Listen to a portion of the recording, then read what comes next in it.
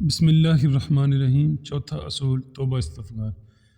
خوشگوار زندگی گزارنے کے سلسلے میں ہم نے ایک سیریز شروع کی تھی جس میں 3 اصول ہم بیان کر چکے ہیں، آج چوتھا بیان کریں گے جو کہ توبہ اور استغفار۔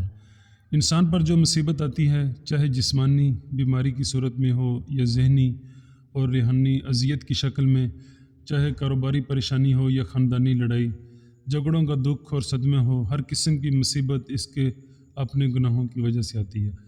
اس لیے اس سے نجات پانے کے لیے فوراً سچی توبہ کرتے ہوئے اللہ سے معافی مانگنی چاہیے، کیونکہ اللہ تعالیٰ توبہ کرنے والوں سے محبت کرتا ہے اور اس کی پریشانیوں اور مصیبتوں کا ازالہ کر کے اسے خوشحال بنا دیتا ہے۔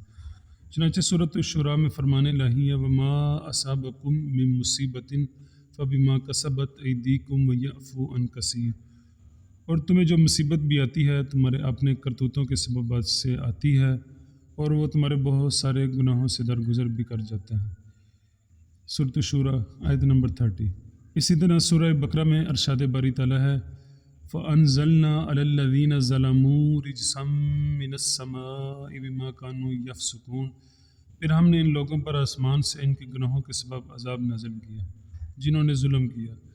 اور توبہ استغفار کے فوائد بیان کرتے اللہ تعالیٰ سورہ نوح میں فرماتا ہے، فَقُلْتُ اسْتَغْفِرُوا رَبَّكُمْ إِنَّهُ كَانَ غَفَّارًا يُرْسِلِ السَّمَاءَ عَلَيْكُمْ مِدْرَارًا وَيُمْدِدْكُمْ بِأَمْوَالٍ وَبَنِينَ وَيَجْعَلْ لَكُمْ جَنَّاتٍ وَيَجْعَلْ لَكُمْ أَنْہَارًا۔ پس میں نے نوح سے کہا، تم سب اپنے رب سے معافی مانگ لو، بلا شبہ وہ بڑا معاف کرنے والا ہے۔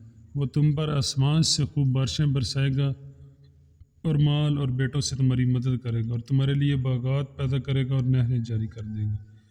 ان آیات میں استغفار کے جو فوائد ذکر کیے گئے، موسلا دھار بارشیں، مال و اولاد سے مدد، باغات اور نہریں، یہ سب چیزیں دراصل انسانوں کی خوشحالی اور سعادت مندی کی علامت ہوتی ہیں، اور یہ استغفار ہی سے نصیب ہوتی ہیں۔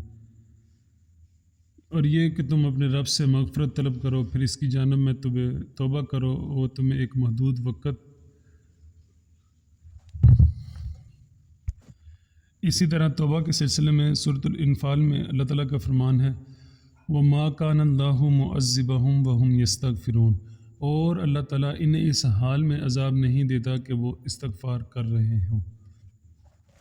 ان تمام آیات کا مفہوم یہ ہے کہ اللہ تعالیٰ فرماتے ہیں کہ اگر انسان میری بارگاہ میں توبہ کر رہا ہو تو میں اس کے بہت سارے گناہ معاف کر کے اور اسے آرام کی زندگی نصیب کروں گا، دنیا میں بھی اور آخرت میں بھی۔ دعا ہے کہ اللہ تعالیٰ ہمیں اس پر عمل کرنے کی توفیق دے۔